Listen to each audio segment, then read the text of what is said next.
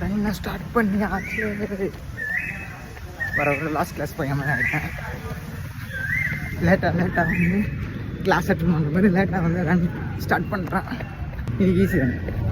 வர சென்னையில் வெயில் ஜாஸ்தி ஆகிடுச்சு. 2 கிலோமீட்டர்ஸ்க்கு 40. இந்த ரன் முடிச்சிட்டப்புறம் ஒரு 10 செகண்ட் ரிலாக்ஸ்டாக ஃபீல் பண்ணுறேன்.